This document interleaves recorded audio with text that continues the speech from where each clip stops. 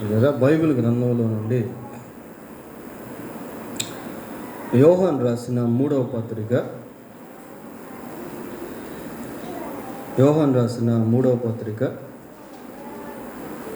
12వ వచనాన్ని చదువుకుందాం. ఆ, ఉమ్, ఆ, ఉమ్, ఆ, ఆ, చాలు. ప్రియులారా, యేసుక్రీస్తు ప్రభు యొక్క శిష్యుడైన యోహాను గాయు అనేటువంటి వ్యక్తికి ఈ లేఖను రాశాడు. ఆ పత్రికలో దేమేత్రియు అనేటువంటి వ్యక్తిని గురించి పేర్కొన్నాడు. ఈ రాత్రి దేమేత్రియు అనేటువంటి వ్యక్తిని గురించి కొన్ని విషయాలు మనం ధ్యానం చేయబోతూ ఉన్నాం. ఇతను గూర్చినటువంటి వివరణ అంత ఎక్కువగా మనకు బైబిల్లో చెప్పబడలేదు. ఇటు పేరు కలిగినటువంటి వారు అపోస్తుల కార్యంలో ఉన్నారు, కానీ ఈ వ్యక్తి అయితే అక్కడ మెన్షన్ చేయబడలేదు. ఈ ఒకే ఒక్క వచనంలో ఇతని గురించి యోహాను రాశాడు. ఈ ఒక్క వచనాన్ని మనం ధ్యానం చేస్తే దేమేత్రియుని గురించిన అనేక విషయాలు, ఆధ్యాత్మిక పాఠాలు మనం నేర్చుకోవచ్చు. ఈ దేమేత్రియు ఎవరు అంటే, యోహానుకు సమీపంగా ఉండి ఈ పత్రికను గాయి వద్దకు తీసుకొచ్చినటువంటి వ్యక్తి. మునుపటి రోజుల్లో ఈ పోస్టల్ ఫెసిలిటీని మనం కలిగి ఉండేవాళ్ళం. ఎక్కడి నుంచైనా మన ఇంటికి ఒక ఉత్తరం వచ్చిందనుకోండి, పోస్ట్ మ్యాన్ ఏం చేస్తాడు, పోస్ట్ అని చెప్తాడు. అది మనకెంతో ఊరటనిస్తుంది. బంధువులు ఇప్పట్లాగా అప్పట్లో ఈ సెల్ ఫోన్ ఫెసిలిటీ అనేది లేదు. ఒక ప్రాంతం నుంచి ఇంకొక ప్రాంతానికి ఉత్తరం రాసి పంపిస్తే దాదాపు 3 రోజులు, వారం రోజులు పట్టేది. పోస్ట్ మ్యాన్ మన ఇంటి దగ్గరికి వచ్చి పోస్ట్ అనగానే మన హృదయంలో ఏదో ఒక విధమైనటువంటి ఉత్సాహం, ఆ ఉత్తరంలో ఏముందో తెలుసుకోవాలి, వాళ్ళ క్షేమ సమాచారం, వాళ్ళు ఎలాగున్నారో, వాళ్ళ ఆరోగ్య పరిస్థితి ఉందో, వారి ఆర్థిక పరిస్థితి ఎలాగుందో, వారు ఏ స్థితిలో ఉన్నారో అనేది ఆ కుతూహలం అనేటువంటిది మనం కలిగి ఉండేవాళ్ళం. పోస్ట్ మ్యాన్ చూడంగానే ఏదో తెలియనటువంటి ఒక విధమైనటువంటి ఆనందం, సంతోషం, సంతృప్తి. నేను మారుమనసు పొందిన కొత్తల్లో నాకు అనేక ప్రాంతాల నుంచి పుస్తకాలు వచ్చేది. ఫారిన్ నుంచి పుస్తకాలు వచ్చేది, ఇంగ్లీష్ బుక్స్. ఇంకా ఆయా ప్రాంతాల నుంచి తెలుగు పుస్తకాలు వచ్చినప్పుడు ఆ పోస్ట్ మ్యాన్ చూడంగా నాకు చాలా సంతోషం అనిపించేది. కొన్నిసార్లు పోస్ట్ మ్యాన్ వచ్చి ఎంఓ అంటాడు. ఎంఓ అంటే ఏంటి? Money order. ఇది చూసుకోండి ఎంత సంతోషమో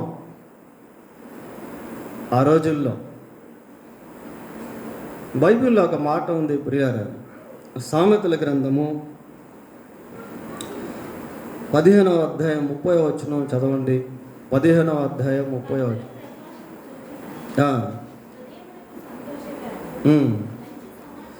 మంచి సమాచారము ఎముకలకు పుష్టి ఇచ్చును. మంచి సమాచారం ఎముకలకు పుష్టినిచ్చును. ఇలా దూర ప్రదేశం నుండి ఏదైనా ఒక సమాచారం వచ్చినప్పుడు అది మనకెంతో ఉత్సాహాన్ని కలిగిస్తుంది. ఈ దేమేత్రియు ఎలాంటి వాడు అంటే, ఈ పత్రికను యోహాను నుంచి తీసుకొని బహు జాగ్రత్తగా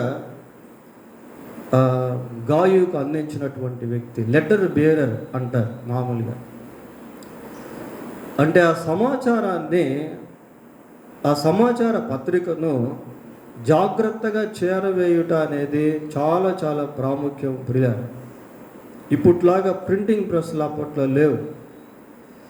so information is most important for the people. సమాచారం అనేది ప్రజలకు చాలా ప్రాముఖ్యమైనటువంటిదిగా ఉండేది.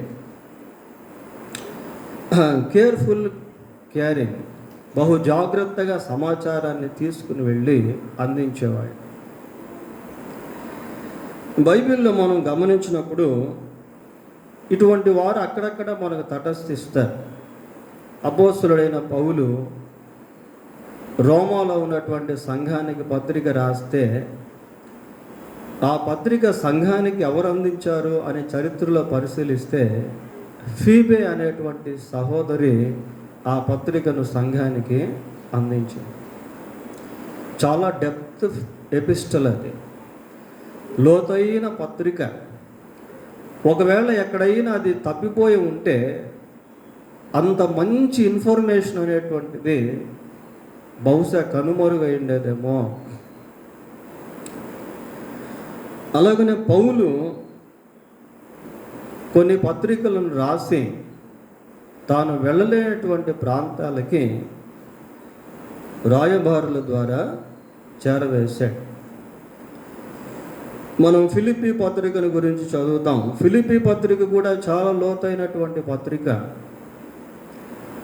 ఈ పత్రిక పౌలు నుండి ఫిలిప్పీలో ఉన్నటువంటి సంఘానికి అందించినటువంటి వ్యక్తి ఎవరు అంటే ఎపఫ్రోదీతు.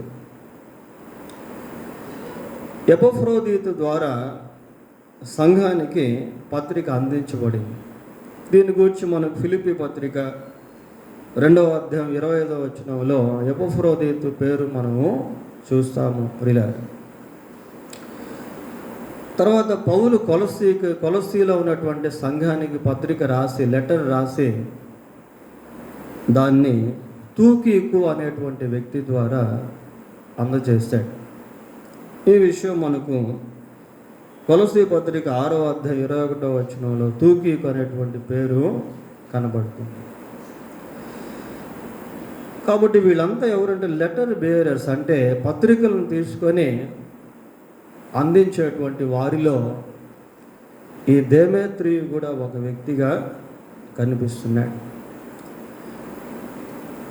ఈ టాస్క్ అనేది చాలా ప్రాముఖ్యమైంది ప్రియులారా. బీయింగ్ బిట్వీన్ టూ పీపుల్,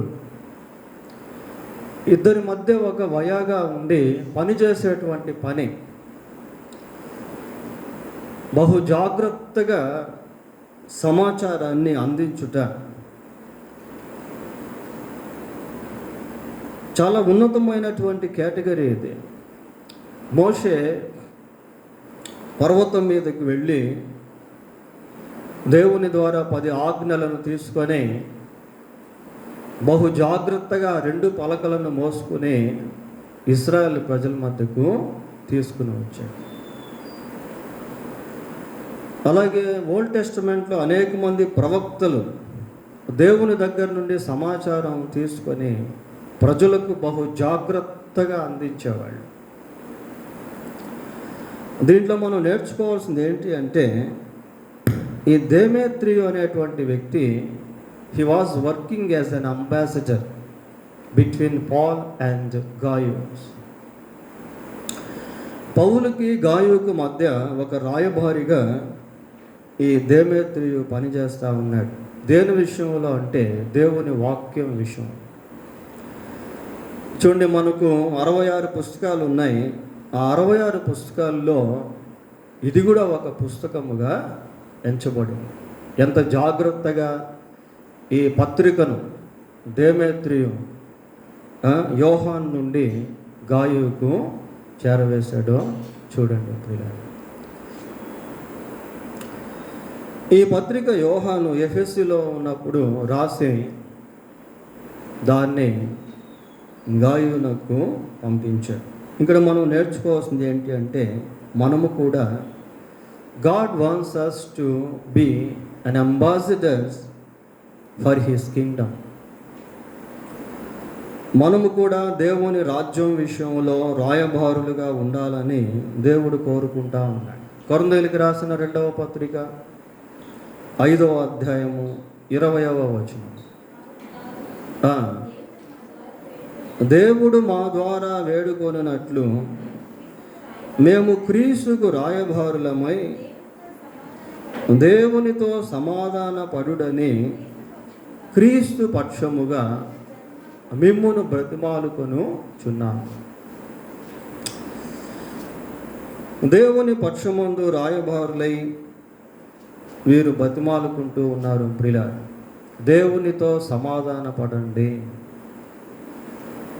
మన జీవితంలో కూడా దేవుని యొక్క శ్రేష్టమైన సమాచారాన్ని అనేకులకు అందించేటువంటి వారముగా ఉండుట అనేది చాలా చాలా ప్రాముఖ్యం. ప్రియులారా, taking the word of God, carrying the word of God among the nations people, ప్రజల మధ్యకు ఇతర ప్రాంతాలకు దేవుని యొక్క వాక్యాన్ని తీసుకుని వెళ్ళటము. ప్రియులారా, మిషనరీలు అదే పని చేశారు. అందుకే సువార్త వ్యాపించింది. శిష్యులు అదే పని చేశారు. అందుకే సువార్త వ్యాపించింది. మనం కూడా ఆ పని చేయాలి. ఏదో ఒక విధంగా దేవుని వాక్యాన్ని ఇతరులకు చేరవేసేటువంటి పరిచర్య మనం ఈ దేమేత్రియు జీవితంలో నుంచి నేర్చుకోవలసినటువంటి వారమై ఉన్నాం. సరే, ఇతని గురించి యోహాను రాస్తూ ఏమని చెప్తున్నాడు ఇక్కడ?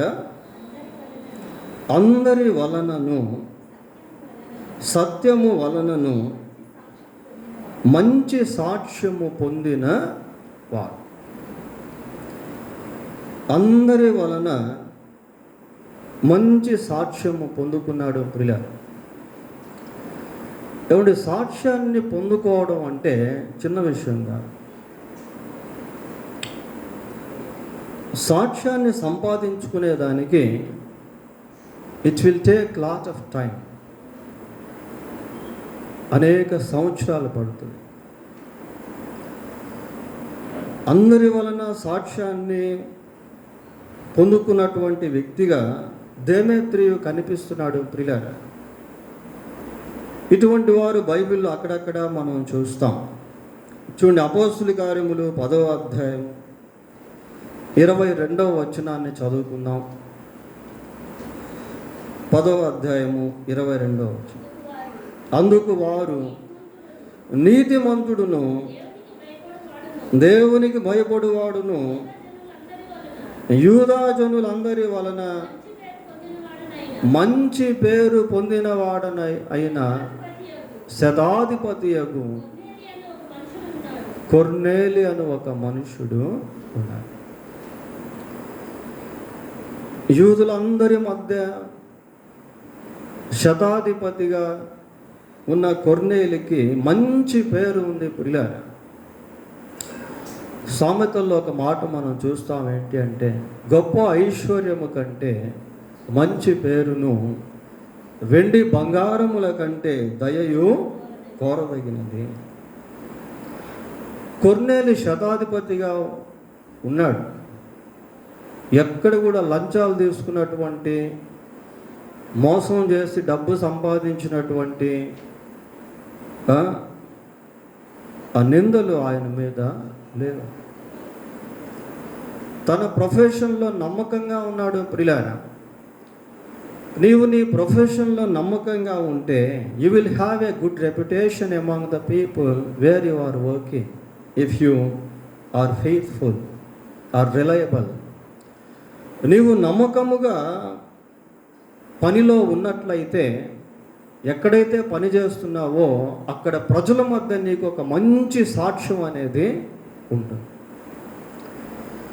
ప్రియులారా, ఒక విశ్వాసిగా నేటి దినాల్లో మనం పనిచేసేటువంటి స్థలాల్లో ఇటువంటి సాక్ష్యాన్ని కలిగి ఉండుట అనేది చాలా అవసరం.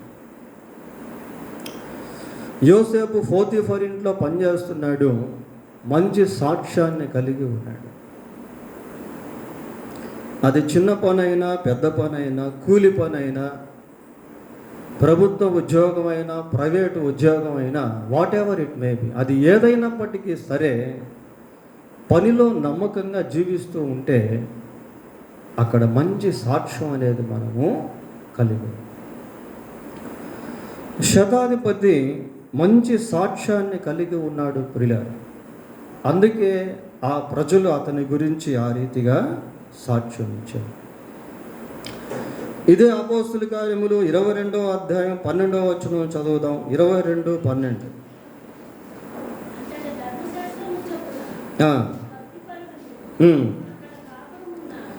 భక్తిపరుడును కాపురమున్న యూదులందరి చేత మంచి పేరు పొందినవాడైన అననీయ అను ఒక మనుషుడు ఒకడు, చాలా అననీయ అనేటువంటి ఒక వ్యక్తి తాను నివాసం ఉన్నటువంటి స్థలంలో ఉన్నటువంటి యూదుల మధ్య మంచి పేరు సంపాదించుకున్నటువంటి వ్యక్తి అననీయ. ప్రియుల, అననీయాకి అంత మంచి పేరు ఎలాగొచ్చింది అంటే ఏమని చదివాము ప్రారంభంలో? భక్తి పరుడు. కట్టుకునే భక్తి జీవితాన్ని బట్టి ఈ మంచి పేరు అనేది కలుగుతుంది ప్రియుల.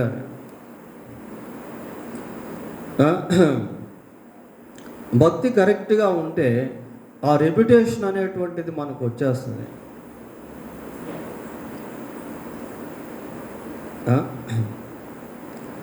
అలాగనే తిమోతికి రాసిన మొదటి పత్రిక 3వ అధ్యాయము 7వ వచనం కూడా చదువుదాం. మరియు అతడు నింద పాలై అపవాది ఉరిలో పడిపోకుండానట్లు సంఘమునకు వెలుపటి వారి చేత మంచి సాక్ష్యము పొందినవాడై ఉండవాలి. అధ్యక్షులు ప్రియుల, సంఘంలో పెద్దలైతేనేమి, సంఘంలో అధ్యక్షులుగా ఉండేటువంటి వారైతేనేమి, సంఘంలో విశ్వాసులైతేనేమి, సంఘములో మాత్రమే కాకుండా వెలుపటి వారి చేత, సంఘము వెలుపటి వారి చేత, వెలుపటి వారు అంటే అన్ని జనాంగం, అన్యులు విశ్వాసుల పైన దృష్టి నిలుపుతారు ప్రియుల. అన్యులు విశ్వాసులను గురించి ఆలోచిస్తారు. బైబిల్ పట్టుకొని మందిరానికి వెళ్తూ ఉంటే అనేక మంది మనల్ని చూస్తారు. నీవు అన్యుల మధ్య దేవునికి విరోధంగా జీవిస్తే నీవు పట్టుకున్న బైబిల్నే వాళ్ళు దూషిస్తారు. నీవు ఆరాధించే దేవుడే వారికి మొట్టమొదటిగా దృష్టిలోకి వస్తాడు. ప్రియుల, ఇదేనా మీరు నేర్చుకుంది, ఇదేనా మీ బైబిల్లో రాసింది అని వాళ్ళే నిందిస్తారు. సంఘమునకు వెలుపటి వారి చేత మంచి సాక్ష్యము పొందిన వారై ఉండవాలి. సంఘమునకు వెలుపల ప్రియుల, ఇరుగు పొరుగుల మధ్య సాక్ష్యం ఉందా? బంధువుల మధ్య సాక్ష్యం ఉందా? స్నేహితుల మధ్య సాక్ష్యం ఉందా? పని చేసేటువంటి స్థలంలో నిన్ను గురించి మంచి సాక్ష్యము ప్రజలు ఇవ్వగలరా? We must check once again. మనల్ని మనం పరిశీలించుకోవాలి ప్రియులారా. ఈ దేమేత్రియు ఎలాగున్నాడు అంటే, చదవండి మళ్ళీ ఒకసారి 12వ వచనాన్ని. అందరి వలనను సత్యము వలనను, ప్రియులారా, అందరి వలన మంచి సాక్ష్యము కలిగి ఉన్నాడు, సత్యము వలనను.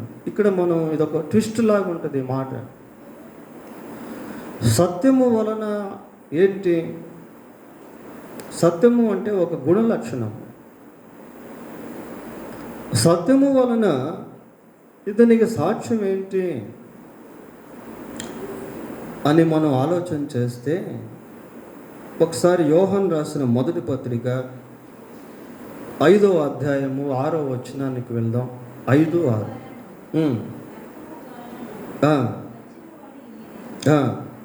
అనగా ఈయన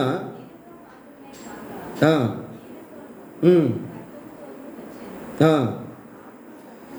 ఆత్మ సత్యము గనుక సాక్ష్యమిచ్చువాడు ఆత్మయే. ఇక్కడ సత్యము డెఫినేషన్ మనం చూస్తున్నాం ప్రియులారా. సత్యమునకు ఒక నిర్వచనాన్ని ఇక్కడ మనం చూస్తా ఉన్నాం. ఆత్మ సత్యమే. ఏమా? ఆత్మ సత్యము గనుక సాక్ష్యమిచ్చువాడు ఆత్మయే. సత్యస్వరూపి అయినటువంటి ఆత్మ ఒక వ్యక్తిని గురించి సాక్ష్యం ఇవ్వడం ప్రియులారా. ఇంకా చెప్పాలి అంటే దేవుని ఆత్మ లేక దేవుడే ఒక వ్యక్తిని గురించి సాక్ష్యం ఇవ్వడం. కొన్నిసార్లు మనుషులు ఏం చేస్తారంటే సాక్ష్యం ఇచ్చే సమయంలో ఇతరులను పొగుడుతారు. వాళ్ళ జీవన వైఖరి సరిగా లేకపోయినప్పటికీ, so he's very good man, he's very good women, we know about him, we know about her. ఈయన గురించి మాకు తెలుసు, ఈయన గురించి మాకు తెలుసు, ఈయన చాలా మంచి వ్యక్తి, ఈయన చాలా మంచి వ్యక్తి, మంచికి మారు పేరు. ఇలాగ మనుషులను పొగుడుతారు ప్రియులారా. But God is different. అయితే దేవుడు అలాంటి వాడు కాదు. He టెస్టిఫైస్ as it is. ఆయన ఉన్నది ఉన్నట్టుగా సాక్ష్యం ఇచ్చేటువంటి వాడు ప్రియులారా. దేవుని యొక్క సాక్ష్యం ఒక వ్యక్తి విషయంలో ఇస్తే అది 100% సత్యం అవుతుంది. యోబు గ్రంథం మొదటి అధ్యాయము 8వ వచనం చదువుదాం.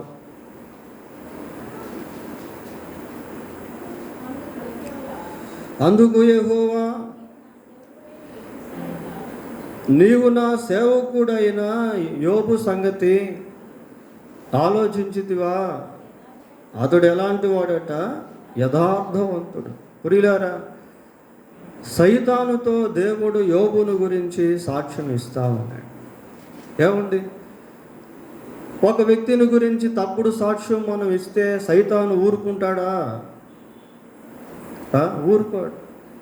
సైతాను యొక్క మోటో, లక్ష్యం ఏంటి అంటే సహోదరుల మీద నేరము మోపుట. ఎవరైనా చిన్న తప్పు చేస్తే వాళ్ళని భూతద్దంలో చూపించేటువంటి వైఖరి సైతాను. అటువంటి సైతానుతో దేవుడు యోబుని గురించి సాక్ష్యం ఇస్తూ అంటున్నాడు. ఏమంటున్నాడు? అతడు యథార్థవంతుడు, న్యాయవంతుడు, దేవుని యందు భయభక్తులు కలిగి చెడుతనమును విసర్జించినవాడు. ప్రియులారా, దేవుని యందు భయభక్తులు కలిగి జీవిస్తూ ఉన్నప్పుడు ఇటువంటి సాక్ష్యాన్ని దేవుడు మన గురించి కూడా ఇవ్వగలుగుతాడు. మనలో ఉన్నటువంటి యథార్థతను బట్టి, నీతి ప్రవర్తనను బట్టి దేవుడు మన గురించి సాక్ష్యం ఇస్తాడు. ఒకవేళ మనుషులు నీ గురించి సరైన సాక్ష్యం ఇవ్వలేకపోయినా దేవుడు నీ గురించి సాక్ష్యం ఇస్తాడు. దేవుని దృష్టిలో నీ జీవితం సరిగా ఉన్నట్లయితే నీకు సాక్షి దేవుడే. యోబుని గురించి మాట్లాడుతూ అంటున్నాడు, అతడు యథార్థవంతుడును, న్యాయవంతుడును, దేవుని యందు భయభక్తులు కలిగి చెడుతనము విసర్జించినవాడు. ప్రియులారా, దేవుడు మనుషులను గురించి సాక్ష్యం ఇచ్చుట ఎంత గొప్ప భాగ్యము, ఎంత గొప్ప ధన్యత. మత్తయి సువార్త 8వ అధ్యాయం 10వ వచనం. మత్తయి సువార్త 8వ అధ్యాయము 10వ వచనం. యేసు విని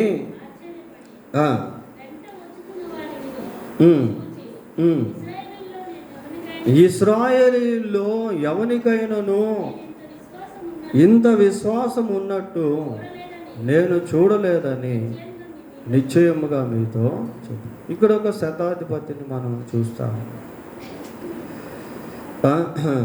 ప్రభు దగ్గరికి వచ్చాడు, దాసుని గురించి మొరపెట్టాడు. నేను వచ్చి స్వస్థపరుస్తాను అంటే, ప్రభువా నీవు రావాల్సిన పని మాట మాత్రము సెలవు, నా దాసుడు స్వస్థపరచు. God felt very happy. దేవుడు చాలా సంతోషించాడు. పిల్లలు సంతోషించి అంటున్నాడు, ఇశ్రాయేలీయుల్లో ఎవరికైనాను ఇంత విశ్వాసం ఉన్నట్టు నేను చూడలేదు. ఆ వ్యక్తి యొక్క విశ్వాసమును ప్రశంసిస్తున్నాడు. పిల్లలు ఆ వ్యక్తి యొక్క విశ్వాసమును గురించి దేవుడే సాక్ష్యం ఇస్తా ఉన్నాడు. దేవుని సాక్ష్యము సత్యము. మోషేను గురించి దేవుడు మాట్లాడుతూ అన్నాడు, ఏమని చెప్పాడు మోషేను గురించి? ఏమా భూమి అంతటా మోషేను గురించి దేవుడు మాట్లాడుతూ సాత్వికుడు, మిక్కిలి సాత్వికుడు. అబ్రహాముని గురించి మాట్లాడు, మోషేను గురించి నా ఇల్లంతటిలో నమ్మకమైన. చూడండి ఒకసారి యాకోబు పత్రిక 2వ అధ్యాయం.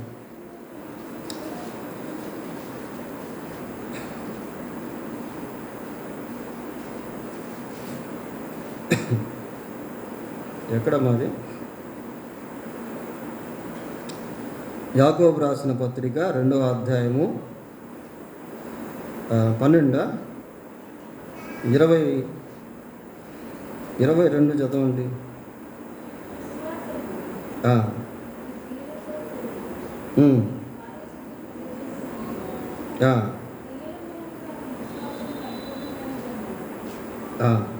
సరే, అది కాదు. భూమి అంతటా ఏమని చెప్పాడు? మోషేను గురించి మాట్లాడుతూ మిక్కిలి సాత్వికుడు అన్నాడు. నా ఇల్లంతటిలో నమ్మకమైన వాడు అన్నాడు. ప్రియులారా, దేవుడు ఒక వ్యక్తిని గురించి సాక్ష్యం ఇచ్చుట అనేటువంటిది చాలా గొప్ప విషయం. It's greatest thing. తర్వాత ఇంకా ఇక్కడ ఏమని చదువుతున్నాము? 12వ వచనంలో సత్యము వలనను మంచి సాక్ష్యము. సత్యము వలన సాక్ష్యము. సత్యము అంటే దేవుని ఆత్మ, దేవుడు ఇచ్చేటువంటి సాక్ష్యము. ఇంకొక కోణంలో ఆలోచన చేస్తే ప్రియులారా, ఇతడు సత్యమును అనుసరించి నడిచినటువంటి వ్యక్తి. అందుకే సత్యము అతని గురించి సాక్ష్యము ఇస్తుంది. మనలో ఏ గుణం అయితే ఉంటుందో ఆ గుణము మన గురించి మాట్లాడుతుంది. ప్రియులారా, ప్రేమ ఉందనుకోండి, ఆ ప్రేమే మనల్ని గురించి మాట్లాడుతుంది. సత్యం ఉంటే ఆ సత్యమే మన గురించి సాక్ష్యం ఇస్తుంది.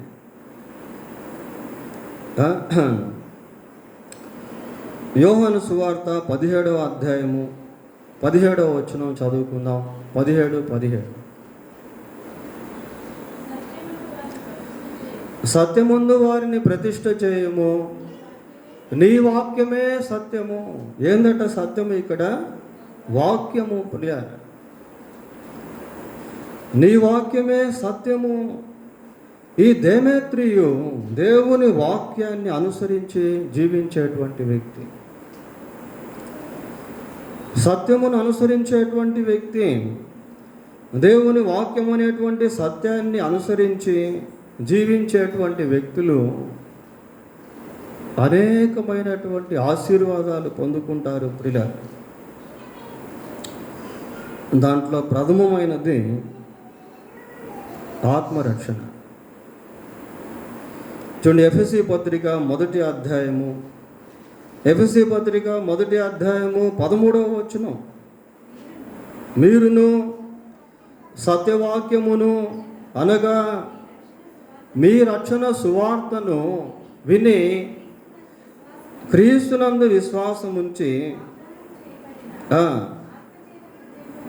చాలు. సత్యవాక్యము ఏంటి అంటే రక్షణ సువార్త. ప్రియులారా, ఎవరైతే సత్యవాక్యమును అంగీకరిస్తారో, రక్షణ సువార్తను అంగీకరిస్తారో, అంగీకరించి యేసుక్రీస్తునందు విశ్వాసం ఉంచుతారో, వారు ఆత్మరక్షణను పొందుకుంటారు. పేతురు తన మొదటి పత్రికలో అది రాశారు. క్రీస్తునందు విశ్వాసం ఉంచేటువంటి వ్యక్తి ఆత్మరక్షణ పొందుకుంటారు. ప్రియులారా, ఈ లోకంలో మనం ఎంతకాలం జీవిస్తామో మనకు తెలియదు. నీవు ఆత్మరక్షణ పొందకుండా మరణిస్తే నీ ఆత్మ నిత్య నరకంలోనికి వెళ్ళిపోతుంది. నీవు పాపక్షమాపణ పొందకుండా మరణిస్తే నీ ఆత్మ నిత్య నరకంలోనికి వెళ్ళిపోతుంది. అక్కడ అగ్ని ఆరదు, పురుగు చావు. గంధకములతో మండే అగ్నిగుండంలో మరణము లేనటువంటి నీ ఆత్మ యుగ యుగాలు భయంకరమైనటువంటి ఆ శిక్ష అనుభవిస్తుంది. ప్రియుల, so before leaving the earth we must receive the forgiveness of sin. కాబట్టి భూలోకాన్ని విడువక ముందే పాపక్షమాపణ పొందుకోవాలి, ఆత్మరక్షణ పొందుకోవాలి. ఆత్మరక్షణ పొందకుండా ఎంతకాలం జీవించినా ఉపయోగం లేదు. ఎవరి ఆత్మకు వాళ్ళే బాధ్యం. నిన్న చూడండి, రామోజీరావు గారు చనిపోయారు. ఎంతో గొప్ప వ్యక్తిగా ఆయన భూమి మీద జీవించాడు. ప్రియుల, ఈ లోకంలో ఎంతకాలం ఎంత గొప్ప వ్యక్తులుగా జీవించినా, ఎన్ని సంపాదించినా, one day or the other, ఏదో ఒక రోజు సమస్తాన్ని విడిచి. I felt very sad. అది నాకెంతో దుఃఖం అనిపించింది. ఇంత గొప్ప వ్యక్తి దేవుణ్ణి తెలుసుకోలేకపోయాడు, దేవుణ్ణి నమ్ముకోలేకపోయాడు. ప్రియులారా, ఈ లోకంలో మనం కూడా ఒకరోజు విడిచి వెళ్ళాల్సిందే. అయితే మరణించక ముందు ప్రభువును నమ్ముకోవాలి, మారు మనసు పొందాలి, రక్షణ పొందాలి. ఇక్కడ సత్యవాక్యము ఏంటి అంటే రక్షణ సువార్త.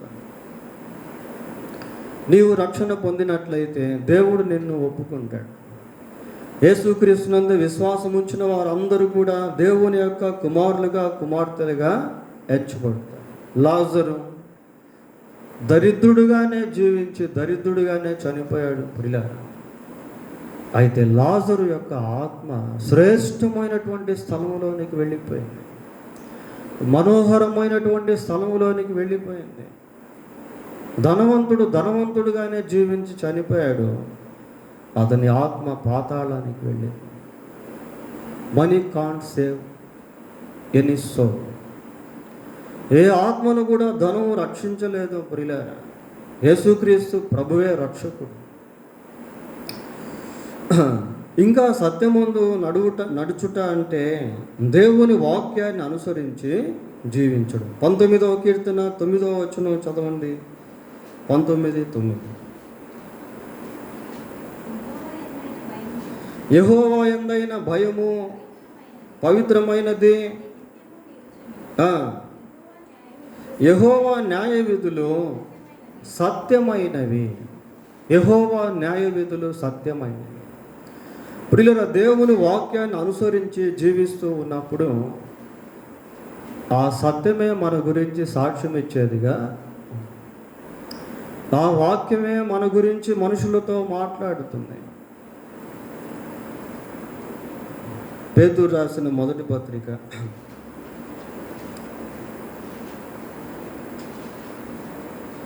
3వ అధ్యాయము 1వ వచనం.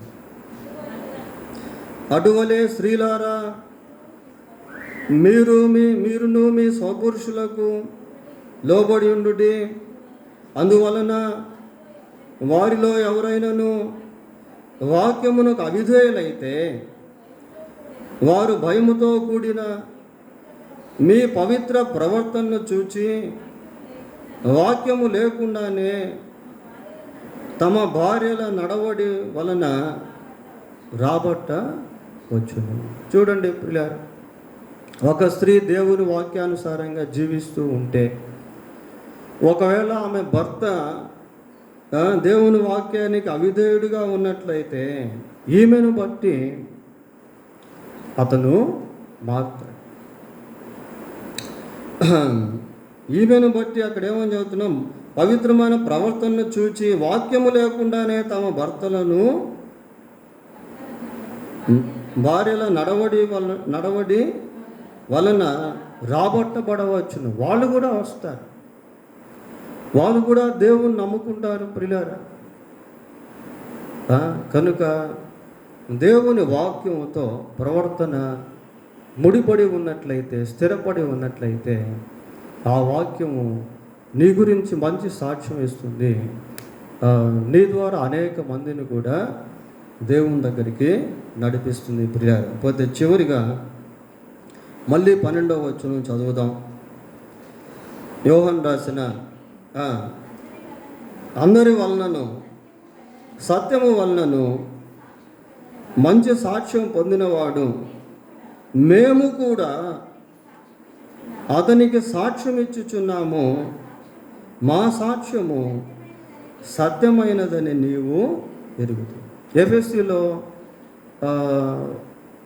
ఉన్న శిష్యుడైన యోహాను ఈ పత్రిక గాయుకు రాసి పంపిస్తూ ఈ దేమేత్రియుని గురించి చెప్తాను. దేమేత్రియుడు కూడా ఎఫెసులోనే ఉన్నాడు ప్రియులారా. కనుక ఇతని గురించి యోహాను బాగా ఎరిగినటువంటి వాడై ఉన్నాడు. ఇక్కడ గమనించాల్సింది ఏంటి అంటే, యోహాను కూడా ఇతని గురించి సాక్ష్యము, మంచి సాక్ష్యాన్ని ఇస్తున్నాడు. ఎటువంటి సాక్ష్యము అంటే సత్య సంబంధమైనటువంటి సాక్ష్యము. యోహాను సువార్త 21వ అధ్యాయము 24వ వచనం చూడండి. ఈ సంగతులను గూర్చి సాక్ష్యం ఇచ్చుచు నేను దీన్ని రాసిన శిష్యుడు ఇతడే, ఇతని సాక్ష్యము సత్యమని ఎరుగు.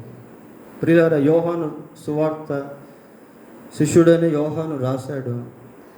అతడిచ్చినటువంటి సాక్ష్యము సత్యమైనది. ప్రియులారా, యోహాను తన సువార్తను, యోహాను రాసిన సువార్త సత్యమైనది, ఆయన సాక్ష్యం సత్యమైనది అనేటువంటి విషయాలు ఇక్కడ మనము వింటాము.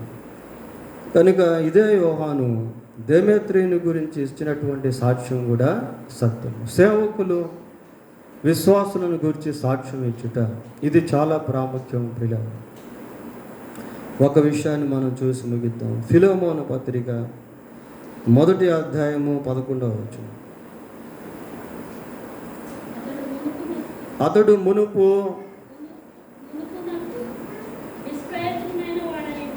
మునుపు నీకు నిష్ప్రయోజనమైన వాడే గాని ఇప్పుడు నీకును నాకును ప్రయోజనకరమైన వాడాయను.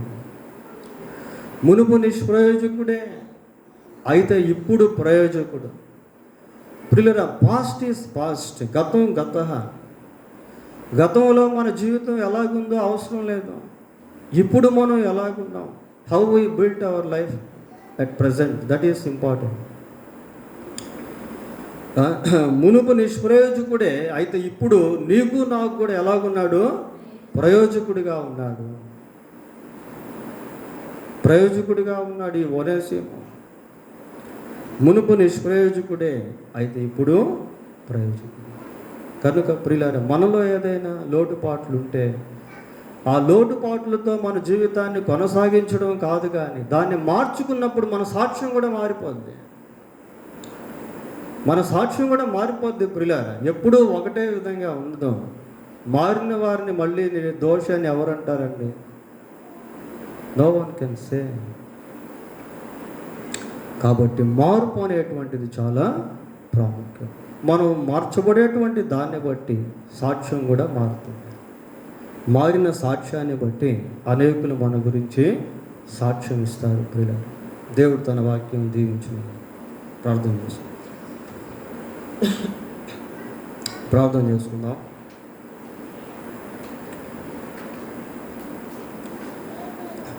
సర్వోన్నతుడు అయిన మా తండ్రి, సర్వశక్తిమంతుడు అయిన ప్రభువా, మీ పాదములకు వందనాలు, స్తోత్రాలు చెల్లిస్తూ ఉన్నాం. ఈ రాత్రి దేమేత్రియుని గురించి కొన్ని విషయాలు మేము ధ్యానం చేస్తాం. ఆయన ఎంతో జాగ్రత్తగా ప్రభువా ఈ యొక్క పత్రికను, లేఖను గాయుకు అందించినటువంటి వ్యక్తి. మా జీవితాల్లో మా ప్రభువా మేము కూడా మీ యొక్క సమాచారాన్ని అనేకులకు అందించేవారముగా ఉండుటకు సహాయం చేయి. శిష్యుడైన యోహాను నుండి గాయునకు ఈ పత్రిక అందించుటలో 66 పుస్తకాల్లో ఇది కూడా ఒకటిగా ఎంచబడింది. ఎంత గొప్ప ధన్యత, ఆధిక్యత. ప్రభువా, మేము కూడా మీ పక్షమందు రాయబారులమై మీ సత్య సువార్తను అనేకులకు అందించేవారముగా ఉండుటకు సహాయము చేయండి. మా ప్రభువా, దాయన మా సాక్ష్యము సంఘమందు సంఘము వెలుపట జాగ్రత్తగా కాపాడుకొనుటకు కృపదయ చేయండి. ప్రభువా, సహాయము చేయండి నాయన. మీరు మా గురించి సాక్ష్యం ఇచ్చే విధముగా మేము జీవించుటకు సహాయం చేయండి. మీ వాక్యాన్ని మేము అనుసరించి జీవించినప్పుడు మేము నివసించే ప్రతి స్థలంలో కూడా మంచి సాక్ష్యాన్ని కలిగి ఉండగలం. ఒకప్పుడు మేము ఎలాంటి వారమో అనేది కాదు, కానీ మీ వాక్యాన్ని అనుసరిస్తూ జీవిస్తున్నప్పుడు మాలో కలిగే పరివర్తన, ప్రవర్తనలో మార్పు, మాకు ఒక మంచి సాక్ష్యాన్ని తీసుకుని రాగలం. అట్టి కృప మాకందరికీ దయచేయండి. మా బలహీనతలను క్షమించండి ప్రభు, మా విధేయతలను క్షమించండి. మీ కొరకు మంచి సాక్షులుగా మేము జీవించడం కృప దయచేయండి. మా ప్రభు అయిన యేసుక్రీస్తు నామంలో ప్రార్థన చేస్తున్నాము తండ్రి, ఆమేన్. అందరూ లేచి నిలబడి ఒక పాట పాడుతూ ఉండగా ఆఫరింగ్స్ తీయబడతాయి.